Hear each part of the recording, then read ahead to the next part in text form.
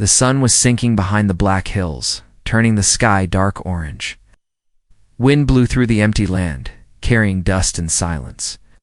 The world had ended a long time ago, but the man was still alive. He didn't trust anyone, not after what happened. His house stood alone, built from old ship parts and broken metal. He had weapons hidden in the walls, cameras on the roof, and traps in the ground. Every evening he locked the doors, checked the sensors, and sat near the fire with a gun on his lap, but that evening was different. There was a knock at the door. Not loud, not angry, it was soft, like someone afraid, like someone begging. The man stood still, his eyes on the door. Then came a voice, shaking, dry, weak. "Please, Dot, just take me for one night. Just feed my children." The man didn't move. No one ever came to his house. He walked slowly to the door and looked. Through the small hole in the wall, there she stood, a woman. Her clothes were torn, her face thin and dirty. Behind her, 2 children stood close together. Both were silent. Both looked tired. Their eyes stared straight ahead. The man opened the door just enough to speak. "I don't let strangers in," said the woman, fell to her knees. "I don't. Want to stay just one night? Just food? They haven't eaten in days." The man looked at the children. They didn't cry. They didn't move. Just stood there watching him. He could say no. He had said no before. But something in her voice, something in her eyes, made him pause. "Come in," he said. She gasped and helped her children inside. The man shut the door, locked it tight, and turned to them. "You touch nothing. You stay where I tell you." The woman nodded quickly. "Thank you. Thank you." He pointed to a small metal table. "Sit there." She led the children to the table and sat. The man brought out food, all but safe. Canned beans, hard bread, clean water. He placed it in front of them and stepped back. But the children didn't eat. They stared at the food, their faces still, their eyes wide. The man waited. "Let them eat," he said. The woman looked at them. "Go on, babies." Still the children didn't move. The man narrowed his eyes. The woman forced a smile. They're just tired." The man said nothing. He walked to his room, picked up a small camera, and checked the live feed from outside. Nothing strange. No tracks, no signals. He looked back at the table. Still, children hadn't touched the food. The woman was eating slowly, watching the man from the corner of her eye. "Where are you coming from?" he asked. She swallowed hard. "The West. The old city we ran when they came." "Who?" She looked down. "Ones in black suits, with the silver eyes." The man's body stiffened. He had heard of them. Silent creatures, part machine, part something else. They hunted survivors, took them to ships that never returned. He looked at the kids again, still not eating, still watching him. "They your kids?" he asked. She hesitated just for a second. Yes, the man didn't believe her, but he didn't. "Speak." Night had fallen. He locked the windows, armed the alarm, and kept his gun ready. "You can sleep in the corner," he said. "You and the kids don't move from there." She nodded and helped them lie down. He sat near the fire, his eyes on them. They didn't talk, they didn't turn, they just lay there, eyes open, watching him. Hours passed. The fire grew low, but something felt wrong, too quiet. The man picked up his tablet, switched to night vision, and checked the hallway. "Camera?" His heart stopped. The children were not sleeping. They were moving, but not walking. They were crawling along the ceiling, slowly like spiders. Silently, the man looked up, his hand on the trigger, but nothing was there. He turned back to the tablet. Now the children were standing at his bedroom door, still, silent, waiting and smiling. The man did not sleep that night. His eyes stayed on the tablet screen as the 2 children stood outside his bedroom, silent as shadows. They didn't knock. They didn't speak. Just stood smiling. And then they walked away. The man gripped his rifle and stepped into the hallway. It was cold, even though the fire still burned. The walls made creaking sounds, like something shifting inside them. He walked slowly, scanning the corners. The children were nowhere. He checked the storage room empty. He opened the back door locked tight. He stepped back into the main room. The woman was still asleep, alone. The children were gone. Then he heard it, a whisper very close. Behind him, he turned fast, fall ready. But there was only the little girl, standing in the dark, upside down on the ceiling.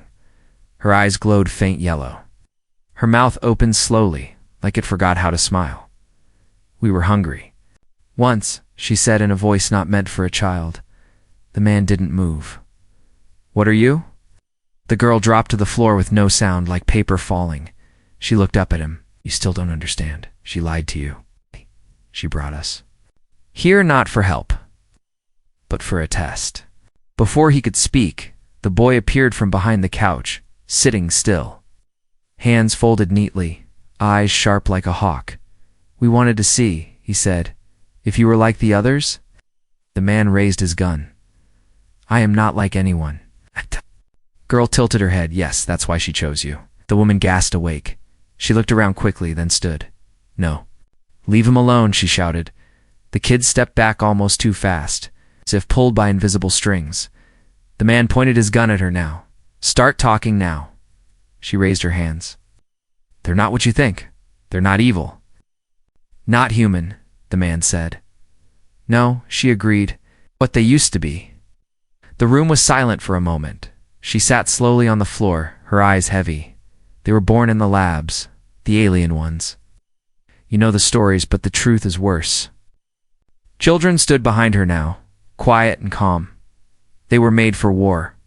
Not with weapons, but with minds.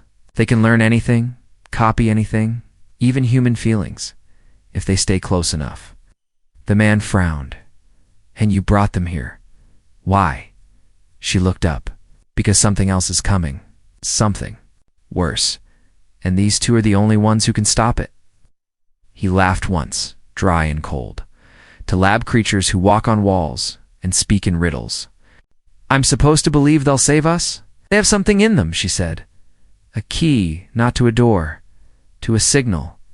She reached into her pocket and pulled out a small, broken device. This was part of a beacon, hidden inside the boy. "I took it out last week." The man's face hardened. "So you cut it out of a child." The boy spoke, calm and clear. "It didn't hurt. I am not like your kind. But I remember your kind." He took a step forward. "I remember fire, screams, skies full of ships. Ow. Remember when your people fought back? When they didn't run?" His voice dropped low. "I liked that version of you." The girl smiled now. "You still have a chance to be him." The man didn't lower his gun, but he didn't shoot. The woman stood again. "The aliens, the real ones. They're tracking us. They know we're here now." That beacon was sending a low pulse. It's just enough to be found. "How long?" "Ugh," man asked. "Hours," she said. "Maybe less." He walked to the window and looked outside, still dark. But the stars looked strange. One of them blinked. No, not a star. A ship. He turned to the kids. "Can you stop them?" The boy nodded. "I connect to the core tower, the one buried under this house. I felt it when we came." The man blinked. "That tower was shut down years ago?" The girl looked at him, then turned it back on. He looked at all three of them, then at his own hands. The war was over. But maybe this was the start of another one. He walked toward the basement door. "This way," he said. As they followed, the boy whispered to his sister, "He's the one." I felt it in his voice. The girl nodded. "Maybe this time, they'll survive." The basement smelled like old metal and silence. The man walked first, holding a flashlight in one hand, a rifle in the other. The woman followed, keeping her eyes low. The children came last, their steps soundless, their faces still like stone. The stairs creaked with every step, but no one spoke. At the bottom, the man stopped. The room was wide and dark, filled with broken tech, dust-covered screens, and steel boxes that hadn't been touched in years. In the center, hidden under a heavy tarp, was the old signal core. He pulled the tarp off. Wires hung like vines, red. Lights blinked slowly as if waiting for a command. The tower had been shut down after the first invasion. Nobody dared turn it back on, but now the man moved fast. His fingers ran across the panels like they remembered. The boy stepped forward. "There's still power here." The man nodded. "It's buried deep, sealed under concrete, enough to light this tower once." He paused. "Maybe once more." The boy reached out and touched the metal. His eyes flickered, not with fear, but connection. Like the machine knew him. The man stepped back and turned to the woman. "Why here?" She didn't answer. Out of all places, why my house? Looked up slowly, and then she told the truth. "I didn't come for help," she said. "I came because of what's under this house." The man narrowed his eyes. "What do you mean?" "I knew you'd be here," she continued. "I knew you had this tower, and I knew you were the only one who could bring it back to life." The room went quiet. The man lowered his rifle just a little. "You tracked me?" She nodded. "I was watching for weeks. I just needed an excuse." "So you used the children," he said. Her voice dropped low. "They're not children. You saw that?" He didn't respond. "They needed a human signal," she said. "A voice that the core would trust. That's you." The boy turned from the tower and spoke, calm and strange. "The system is locked. It requires a living code." His voice, his pattern, his fight. The girl stepped forward, not like the others. "That's why Mother brought us here." The man's head snapped toward the woman. "Mother." She didn't blink. "Yes. Then who are you really?" She looked tired now, her face older than before. "I was human once, but I gave that up. To protect them." She raised her arm. A small port, like a machine's connector, was visible under her skin. "They weren't made to destroy," she said. "They were made to record, to remember. They hold every memory of the last war. Every scream, every plan, every betrayal." She walked toward the man slowly. "If they reach the relay tower, they can send that memory to every hidden colony across the stars." The man backed away, heart pounding. "You're using me." "No," she said softly. "I'm choosing you." Outside something growled. Not a dog, not a machine, but something bigger. The boy looked up. "They're here." The man turned to the screen. Static. Then a flash of movement. A tall shadow. With silver eyes another, then two more. Coming fast, he turned to the children. "Can this tower send the signal before they break in?" The girl shook her head. "Not yet. We need more time." The man breathed deep. "How much time?" 13 minutes, the boy said. The man looked at the woman. "And if they catch us?" She closed her eyes. "They'll tear this place apart, then burn the signal, then go after the rest of humanity."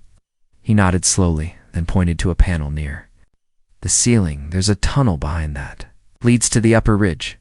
You take them, I'll hold the door." The girl spoke again. "If you die, the signal dies." "I won't die," he said. Then he smiled. "I'm human." The boy looked at him one last time and whispered, "Humanity was never weak. Just forgot."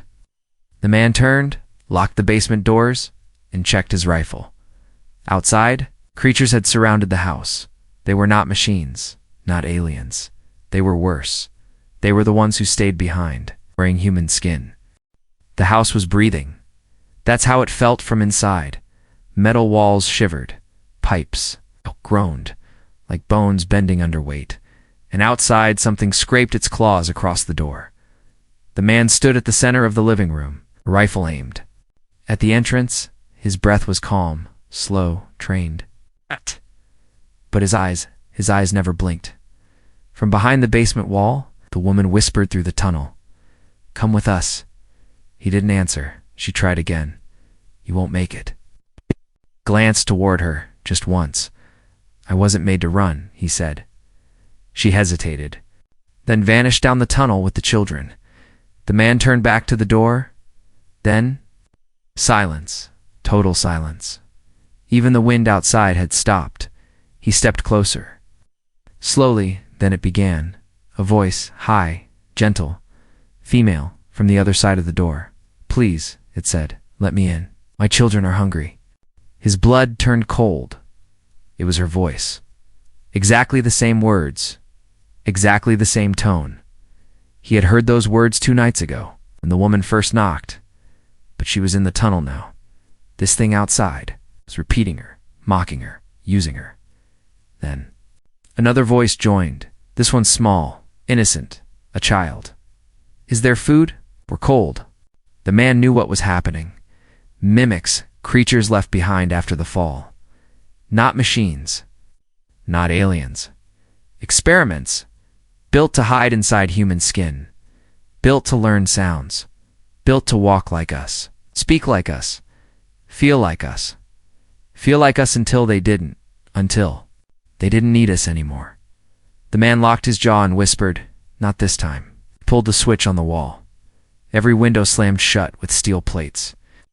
The floor lit with red warning lights. The door shook once. Twice. Then they charged, metal dented. Screws popped. The creatures outside weren't. Breaking in, they were peeling the house open. The man opened fire through the cracked short bursts. Sharp aim. He didn't need to see. Just needed to buy time. One shot hit something. It screamed, not like a beast, but like a woman. He paused. Another shape moved past the window. Tall, thin, no face. No hands, just fingers long, bending wrong. It dragged something behind it. A fresh skin. The man stepped back, heartbeat steady but loud. He had seen war. He had seen things crawl out of escape pods still burning, still screaming, but he had never seen anything smile without a face. The wall cracked. Something punched through a limno, pipeno, a mix of both, wet, sharp, metal fused with flesh. He fired again. Hit it. It vanished. Behind him, the floor rumbled. The tunnel door creaked. He turned fast. The boy stood there, alone. "I told you to go," the man said. "I heard your heart," the boy replied. It changed. The man frowned. "What?" The boy stepped closer. "You were ready to die, but now you want to win." He looked toward the core. "It's almost ready, but one thing is missing." The man lowered his gun slightly. "What?" The boy looked up at him, his eyes glowing softly now. Not yellow, but deep blue. Like oceans remembered. "You must speak to it." "To what?" "The signal, the memory. It only responds to belief." The man shook his head. "That's not tech. That's magic." "It's both," the boy said. "It's made from human hope, an alien code." The wall exploded. Dust filled the room. A tall mimic entered, skin hanging loose. Jaw unhinged. It hissed, "No more messages. No more truth." The man pushed the boy behind him. He faced the thing, rifle raised. Then the boy whispered, "Say it." The man didn't know what to say. The mimic growled, stepped closer. Then the man spoke. Not loud, not angry, just honest. "We are not done." A light burst from the floor. The signal core woke up. The mimic screamed and lunged. The man fired once, point dash blank. The mimic shattered like glass and bone. Silence returned. The boy looked at him. "You just started something bigger than you know, from deep underground." The tower began to pulse. A signal was rising. Across space, across time, across every human colony that had lost hope. Above the black sky, something was falling. Not a star, not a ship, a hunter. The kind sent only when negotiations fail. And mercy is no longer part of the plan. The man stood on the roof now, eyes locked on the sky, signal tower glowing behind him. The boy stood beside him, his face calm. The pulse from the tower was rising louder, brighter, pushing through clouds like a heartbeat. Down below, the woman reconnected the last nodes, her hands shaking. She could feel it now too. The air had changed. Time was speeding up. They had heard the signal. They were coming, and they weren't coming to stop it. They were coming to erase it, and everything around it, far in the clouds. The hunter dropped. Silently, its armor was black, liquid-like, moving with each step it took in the air. It didn't have wings. It didn't need them. Its body burned like iron and ice. Behind it, more lights blinked alive. Not ships, not alive, not dead. Either something in between. Drones, dozens, silent, sharp, pure purpose. Kill the memory. Kill the core. Kill the humans. On the ground, the boy looked up. It's him. The man adjusted his grip on the rifle. Who is the first one? The original hunter. The one who led the culling. The one who watched the skies burn. The man narrowed his eyes. You said they were all dead. The boy didn't blink. We lied. The woman's voice came through the coms. Towers reaching full charge in 5 minutes. Only need 5. Then we hold, the man said. You? She asked. He smiled. Not because he was sure, but because he had no intention of losing. The hunter hit the ground like thunder. Not far, just outside the fence. The drones circled above, silent and fast. The field turned cold. Grass froze. Cameras stopped. Working, the man checked the trigger. He turned to the boy. If I fall, don't stop. The boy nodded. If you fall, I rise. They didn't speak again because the air screamed, and the first drone dove. The man fired. Clean shot, the drone exploded in light. The others responded instantly. Diving in formations, slicing air like knives. He rolled, shot, ducked, moved like instinct. Not man, not machine. Just pure will. The hunter didn't move yet. He was watching, studying, as if remembering the last. Time humans stood tall. In the basement, the woman plugged the final relay. Sparks. Screens came to life. She looked at the girl. Signals open. Just say the words. The girl closed her eyes and then started speaking. Not in English. Not in alien code. But something older. A mix of both. A message meant for those who forgot who they were. Outside, the man was bleeding now. 2 drones had pierced his side. He kept shooting. One knee gave out. He fell, crawled, reloaded, shot again, still 2. Minutes left. The hunter finally stepped forward. It moved like smoke and steel. It didn't run. It glided. The man stood barely and fired straight at it. The bullet stopped mid-dash air, melted, dropped. The hunter raised its hand. Palm-flat energy pulsed forward. The man flew back, slammed into the wall, cracked it. He coughed blood. The boy ran toward him. No. The man shouted, "Finish the signal!" The boy looked at the hunter, looked back at the man. "I can't let you die." The man looked up, his face bleeding, body broken, but his voice steady. "We already died, boy. We just forgot how to fight." Inside, the girl's voice was rising. The lights flickered. A wave of sound burst from the tower straight up into the sky, across space, across the stars. Every human colony, every broken outpost, every hidden survivor heard the voice, heard the truth, heard Earth. Was still alive?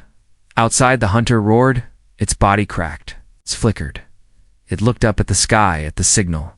It screamed something in a language. It's no longer spoken, and it charged. The boy stood in front of the man and raised his hand. Hunter stopped mid-dash strike, froze. Its head tilted, then trembled. The boy stepped forward. "No more running," he said. "No more silence." His voice echoed with ancient energy. The hunter shook violently, dropped to one knee, then exploded into light. Gone. Ashes, silence. The man fell to the ground. Gasping, the boy helped him sit. "You did it?" the boy said. The man coughed. Laughed once. "No," he whispered. "We did." The sky was no longer black. It was burning gold.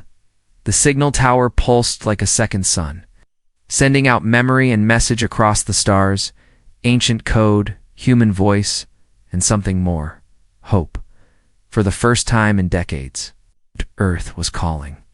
Out, not in fear, but in defiance. But down below, the ground was silent.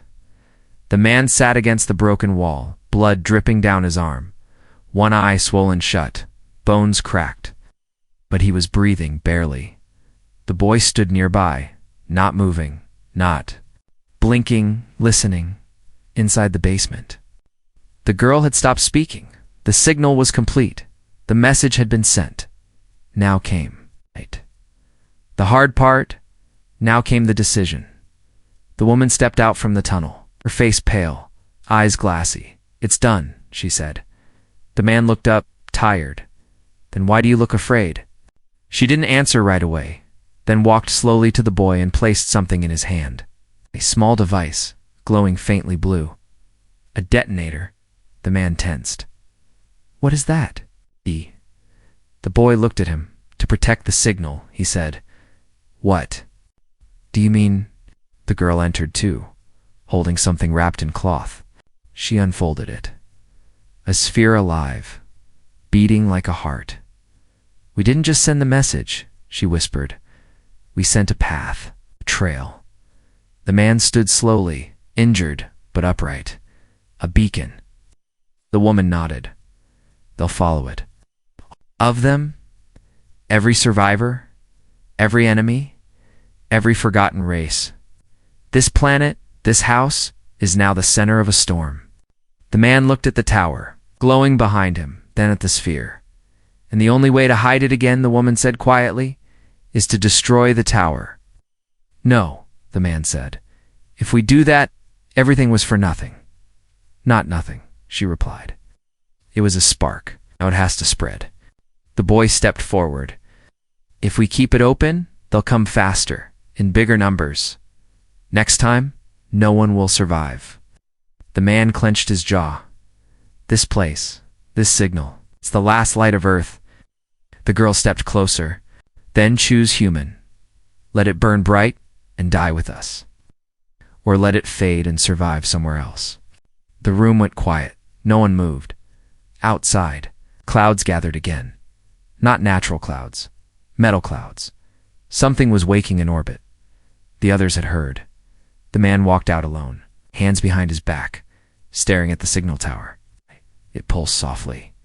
Now, tired but proud, like an old soldier. The boy followed. "If you say yes, I can trigger it." One push. Tower erased. Signal gone. They won't track it again. The man didn't turn. "Where will the next signal come from?" The boy paused. "Anywhere humans still live. Anywhere someone remembers." The man touched the tower's surface. "You think they'll listen?" "Some will," the girl said behind him. "Some always do."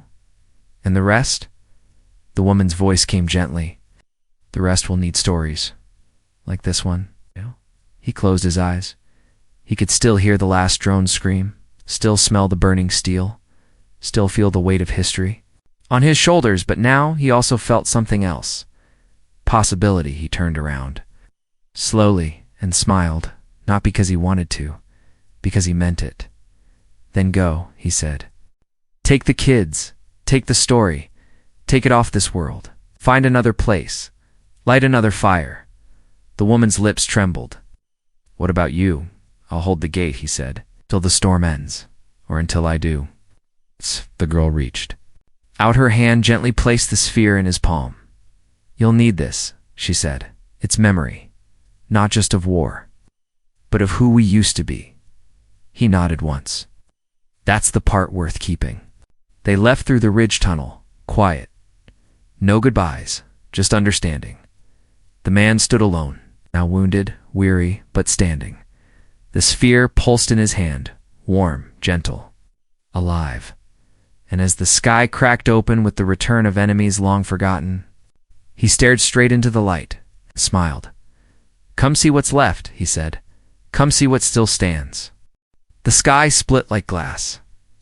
A burning crack spread above the house, jagged, violent, and from it poured the storm. Black ships, hunters, machines with no names, no faces, just hunger. They had heard the message, and now they had come to end the memory of Earth forever, but on the ground. One man still stood, broken, bleeding, but standing. He looked up at the glowing signal tower behind him. The beacon still pulsed, weak, but not dead. He held the sphere tight in his hand. The memory. Core. The last light of human truth. He whispered to it, "Let's give them something to remember." Then he walked toward the field. Not away from the enemy. Toward it. Up above. The lead ship scanned the surface. It saw the tower. It saw the man. It marked him as last defender. Then it dropped the first strike. A beam of red plasma hot enough to melt a mountain. Fired toward the field. The man didn't run. He stepped forward. He pulled a small device from his belt, tossed it into the sky. It exploded midair. A flare of reflective light bending the beam away by inches. Not enough to save the tower, but enough to buy time. He kept walking in the tunnel. Far beneath the hill, the woman and the children were watching. The boy placed his hand on the wall. "He's doing it." The girl looked up. "He's choosing all of us." Over himself. The woman didn't speak. She closed her eyes and whispered something to herself. Not a prayer, but a thank you. Then they ran, carrying the story, carrying the code, carrying the fight somewhere new. Back on the surface, the man reached the edge of the field. Dozens of hunters landed in front of him. All shapes, all sizes. Some walked. Some floated with no legs at all. They surrounded him and waited. Then one stepped forward, tall, silver-eyed, its body flickering between forms. It spoke in broken human language. "You are."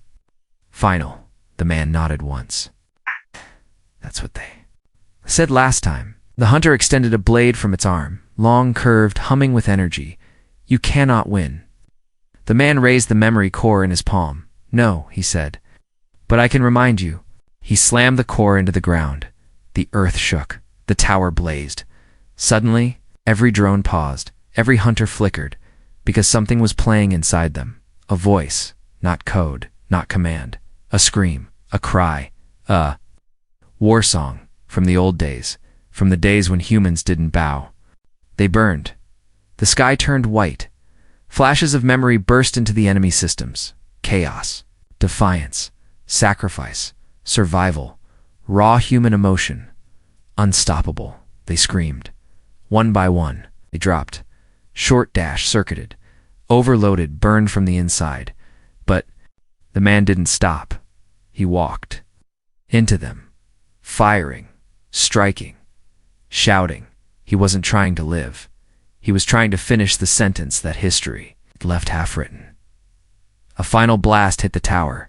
It exploded in flame and light. The man was thrown. Back landing hard, he couldn't move, couldn't see, but he could still feel the warmth of the sphere, now cracked but glowing. He laughed, then whispered, "You hear that, sky? We're still here." Far across the stars, ships began to respond. Survivors, hidden colonies, outposts that had lost contact years ago, one by one. They picked up the signal, and they answered. Human flags were raised. Again, weapons dusted off, memories unburied. On a distant world, a child heard the message and asked, "What is that sound?" The old man beside him smiled. That, he said, is the sound of someone who didn't give up. Back on Earth, as dust settled and silence returned, the field where the man had stood was empty. No body, no grave, only ash. And a metal plate half buried in the dirt.